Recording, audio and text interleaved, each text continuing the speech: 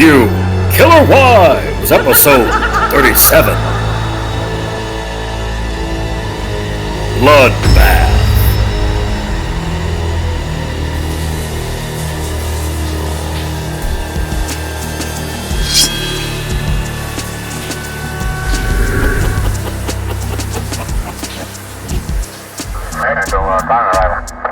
These are the case facts against Morgan Sims, who shot her husband to death.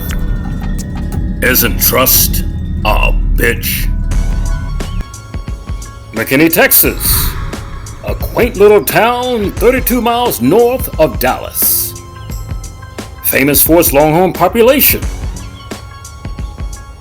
but also made famous for the murder of one Mr. DeRay Sims.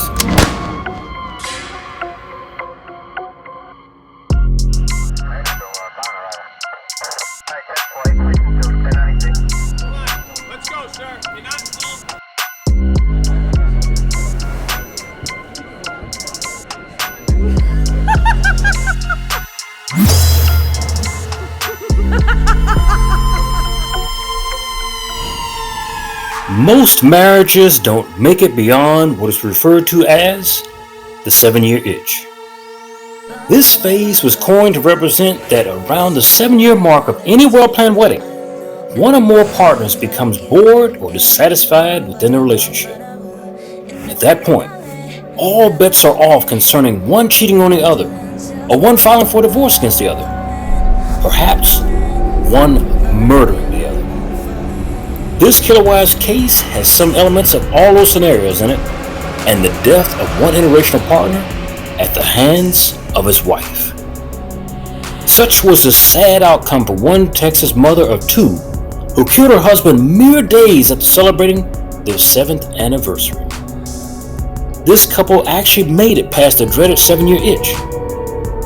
Morgan, the wife, would later report to police that she killed her husband because he abused her, and that she did so in self-defense. That evening, an argument concerning DeRay, her husband, cheating on her with another woman would incite her into violence. It was at this point that Morgan waited until DeRay got undressed and climbed into the shower. She then sent her son and daughter, ages 2 and 6, into the living room to watch a movie she had just put on television. She retreated to the bedroom as DeRay's shower water was just getting warm enough to enjoy. In that bedroom, tucked away out of sight, was the family safe with a loaded firearm in it, which she retrieved. Morgan then crept into the bathroom so as not to startle DeRay as she watched through the shower glass doors. It was then that she made her final decision to shoot her husband and the father of her 2 infant children. 5 shots rang out, hitting DeRay in his arm, 2 in his chest, and another 2 in his abdomen. As DeRay fell over to the floor, he could be heard exclaiming as if in some Hollywood gangster movie, "She got me!" Morgan then grabbed a bag and the gun and exited the house for her black SUV.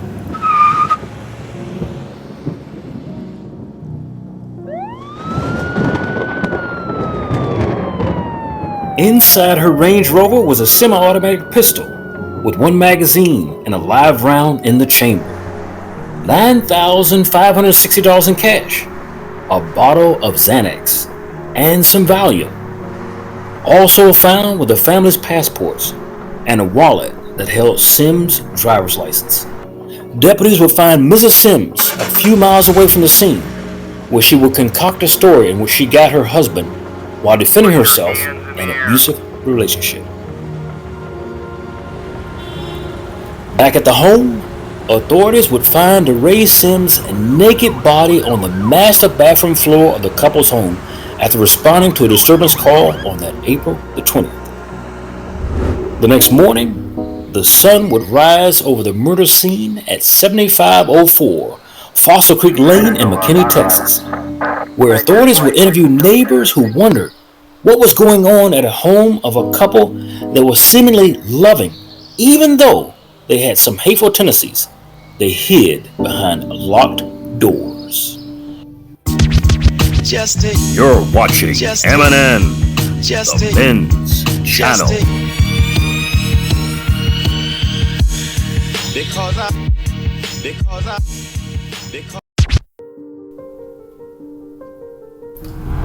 But let us re-examine for a moment, if you will, the claim that Morgan made when she told investigators that she shot her husband while defending herself in an abusive situation. Now, remembering that Morgan had her deceased husband recently celebrated their 7th anniversary just a couple of weeks prior to the shooting. Now, according to Morgan's own Facebook posting, not any police report. In that particular posting on Facebook, Morgan writes, and I quote, "I wouldn't want to do this thing called life without you. We have built a lot together in these years, and I am blessed to have done it with you. Marriage and parenting are hard. They are compromise, sacrifice, teamwork, and most importantly, love." Now, she also mentioned it was compromise. She goes on to say, "It's not always sunshine, but if you can weather the storms together, it's all worth it." End quote. Now, those are her own words 2 weeks before she shot her husband in the back.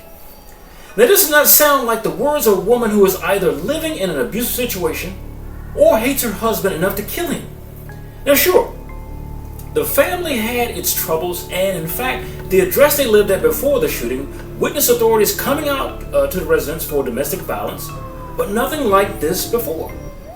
Additionally, when Morgan shot DeRay, she did so in a planned, calculated, and very malicious manner.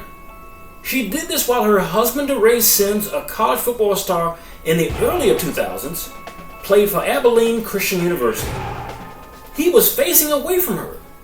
Now, DeRay was pretty much distracted by the warm, calming waters of that shower he was taking. Now, she knew the time and place to gain an advantage for this particular murder.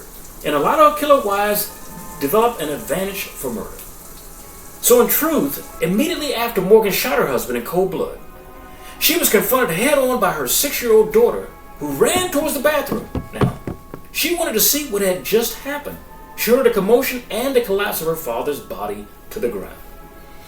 Later, when Morgan's daughter was questioned by investigators, she would not vouch for her mother, but would tell authorities that she heard a gun go off several times, and her father's last words on earth being, "She got me." Wow, that's something for a 6-year-old daughter to hear for the rest of her life. Now, Morgan's daughter continued in that interview to unburden herself of the tragedy by telling detectives the truth about what took place that night.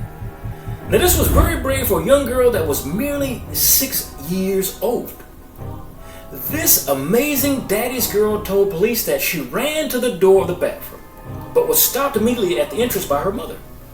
From that child's vantage point, she could see her father's bullet-riddled, bloody body lying on the floor of that cold, tiled bathroom. She said he was surrounded by drops of blood while her mother hid a gun she was holding in her hand behind her back. Amazing. This, to me, ladies and gentlemen, does not appear to be self-defense, not in the very least. This appears to be the consciousness of guilt factor. Now, consciousness of guilt refers to a powerful and highly incriminating inference that a judge or jury may draw from the statements or conduct of the accused a crime has been committed, suggesting that the defendant, in this case the mom, knows she is guilty of those charges. And those behaviors she had that night suggest that. Hiding a gun behind one's back is not what you would expect of someone who is protecting themselves, even in the company of a child or minor. Now, additionally, when Morgan Sims exited that steamy bathroom, pushing past her daughter in the vein of cowardice, she asked her daughter if she was okay. Not her father, but the daughter, is she okay? So she knows what she did in front of her was wrong. To that question, her daughter responded with, "I heard a bullet fall to the ground." At that point, Morgan chose to lie to her daughter. This is further evidence of consciousness of guilt by telling her daughter that her father got sick and passed out on the floor of that bathroom. Not true. To this, the very young girl who was mentally older than her calendar age said, "No, you were hurting him." So she was indicating that the mother was hurting Daddy.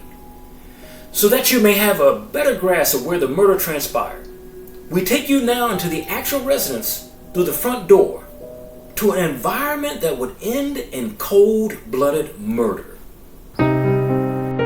7504 Foster Creek has a current market value of $500,000. But just 5 years prior to the murder, this cozy home was little more than a vacant lot, which means that the Sims family would enjoy no more than a couple of years in the warmth of these freshly painted walls. The slickness of these highly polished floors leads one to imagine children sliding books and bottoms down the hallways, followed by admonishment to stop running in the house. Better still, we can know how good it would have been to be the first to occupy a home in this new cul-de-sac, a place where our children could celebrate owning their own bedrooms. Or perhaps how we as parents could finally have our own bathrooms to bathe in relative silence. These are all creature comforts of home that would have been given up one fall day. I am reminded of one biblical quote that sums up what transpired in the lives of this beautiful family. It simply states, "The devil comes to steal and kill and destroy." You're watching M&N, the Men's Channel.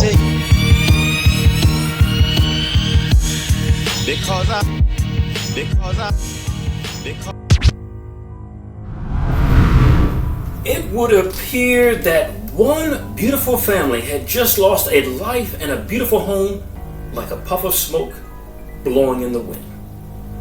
At one point, Morgan's daughter's interview, she said she witnessed her mother packing some cowboy bags, in her own words, before grabbing her father's car keys and driving away. The only thing she neglected to pack was the children that she left behind. Yes, she left her children in a house with her husband's dead body. No other adult was in sight. But before Morgan ran out of the home to protect herself from an arrest, she knew she was pending to be admonished by her own daughter with these exact words. She told her daughter, "Whatever you do, don't go into the bathroom." And then she left. Now Morgan would get a comfortable distance away from the house, driving, before calling her mother instead of authorities now. Morgan's mother would be the bigger person in the affair by calling the police and telling them that not only was Morgan's husband dead on the bathroom floor, but that there were 2 unattended infant children in that home. Now Morgan never left her children alone nor unattended in the house before, but this time she did. I wonder why. Consciousness of guilt. Now at her subsequent trial, prosecutors claimed Morgan Sims to be the actual abusive partner in the relationship and intended to introduce evidence of this behavior towards her husband and other men in her past.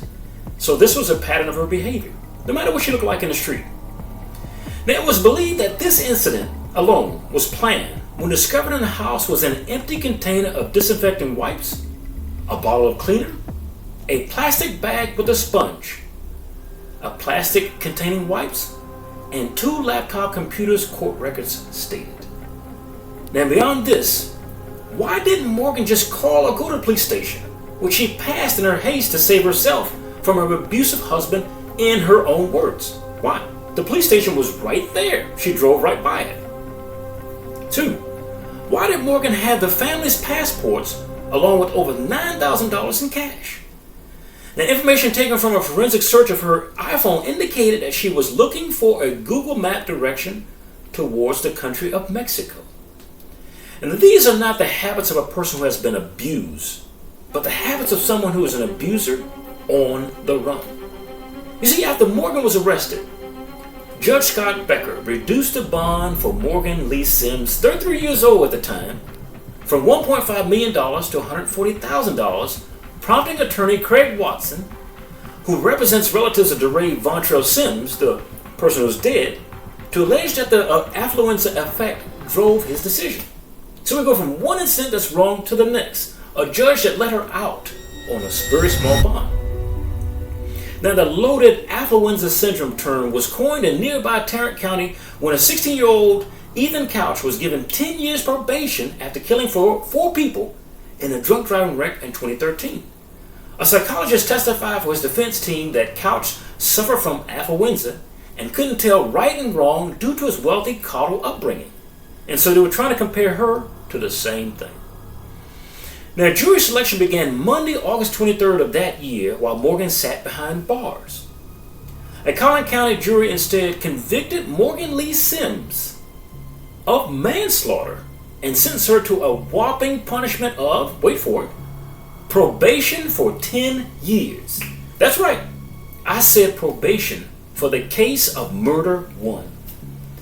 Now, State District Judge Tom Nowak added a jail sentence of 180 days, where she began serving that same time. Now, so 6 months and 10 years of probation for murder. You could literally get a longer jail sentence for selling marijuana on a street corner where no one dies in the process. State Prosecutor Cresta Garland pleaded with jurors to sentence Sims to 20 years in prison. Now, the maximum punishment for manslaughter at the time. Now, for killing Vontre Sims on that April day of 2018. So, Morgan's defense attorney argued, stating Sims acted in self-defense and asking the jury to clear her of all charges. In this case, I guess they really did. So Morgan Sims told police she was abused by her husband, stating she was abused for many years of their marriage, even though this was not reported. Now, Sims testified that on the day of the shooting, DeRay and her got into an argument about a divorce. She stated that DeRay took her keys and pushed her to the ground and refused to let her leave the house. Morgan Sims stated she went to the bathroom to take a shower. Remember, she said she went to the bathroom to take a shower in hopes of ending the fight. That's when her husband followed her into the shower, in her own words, forcing himself on her sexually. Right? Now, these two statements sound like lies at face value, being that it was her husband that was in the shower instead of Morgan. Now, also that she had the chance to flee the house with the children while he was in the shower, but she chose not to. But she was never in the shower, nor was she wet. Prosecutors disputed Morgan Sims' version of what led up to the shooting. They pointed to the text messages between the couple the day before that showed Morgan Sims had discovered her husband had visited websites for sexual encounters. Now, DeRay Sims was working out of town and returned home after his wife's discovery. So she knew something that he did not, which was probably the impetus for her shooting him. Now, Garland told jurors Morgan Sims had a list of errands for her husband to complete around the house, including mowing the lawn. I guess this was punishment for what she found.